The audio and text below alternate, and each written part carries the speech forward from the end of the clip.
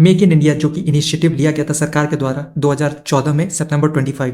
तो इसका एक टारगेट था जिससे लिंक बहुत चीज था। जैसे कि पहला target manufacturing share in GDP. India का जो मैन्युफैक्चरिंग शेयर है वो उस समय था 2014 में 15% ऑफ द जीडीपी, यानी कि हम कह सकते हैं कि 20 लाख करोड़ रुपए उस समय मैन्युफैक्चरिंग का शेयर था हमारे देश में, और हमारा जो जीडीपी था वो था 124 लाख करोड़। अब गोल रखा गया कि मैन्युफैक्चरिंग शेयर 25% ऑफ जीडीपी हो जाना चाहिए 2022 तक, यानी कि लगभग 8 साल के अंतर्गत में। फिर मेक इन इंडिया इनिशिएटिव को थोड़ा सा एक्सटेंड किया गया, तो हम ये कह सकते हैं कि 2024-2025 में हमारा नॉमिनल जीडीपी था 331 लाख करोड़। तो इसका 25% यानी कि 82,82.75 लाख करोड़ इतना होना चाहिए मैन्युफैक्चरिंग शेयर 2024-2025 में। ये था हमारा गोल। इसे होने के लिए हमारा growth rate, manufacturing growth rate होना चाहिए लगभग 12 से 14% पर ईयर ग्रोथ। अब मेक इन इंडिया के अनसक्सेसफुल होने का कारण ये तो था ही कि 12 से 14% ग्रोथ रेट, ग्रोथ टारगेट ये बहुत ही अनयूजुअल था, बहुत ही ड्रीमी था। अगर हम देखें इस इक्वेशन में, जहां की जीएम का मतलब होता है मैन्युफैक्चरिंग ग्रोथ, जी जीडीपी यानी कि टोटल जीडीपी ग्रोथ, टी यानी कि ईयर्स, कितने साल। अगर हम समझने के लिए समझे कि टोटल जीडीपी अगर ग्रो कर रहा है 7% एनुअली, मतलब हर साल, तो मैन्युफैक्चरिंग सेक्टर को जीडीपी से बहुत ही ज्यादा तेजी से ग्रो करना पड़ेगा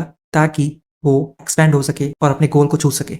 और अगर अब हम देखें इस सिंपल से मैक्रो ग्रोथ आइडेंटिटी के हिसाब से, अगर हम देखें तो यहाँ WA, WM और WS यानी कि share of agriculture, share of manufacturing और सर्विसेज इन जीडीपी है इसका मतलब, और GA, GM, GS यानी कि उन्हीं के ग्रोथ रेट्स। क्योंकि 2014 में यही कुछ एग्रीकल्चर का शेयर था 17 से 18%, मैन्युफैक्चरिंग का शेयर था 15%, सर्विसेज का शेयर था 55 से 57%। सर्विसेज और एग्रीकल्चर ये दोनों तो अपने हिसाब से ग्रो कर ही रहे थे, लेकिन जो एक्सपोनेंशियल ग्रोथ देखा जा सकता था वो था मैन्युफैक्चरिंग सेक्टर में।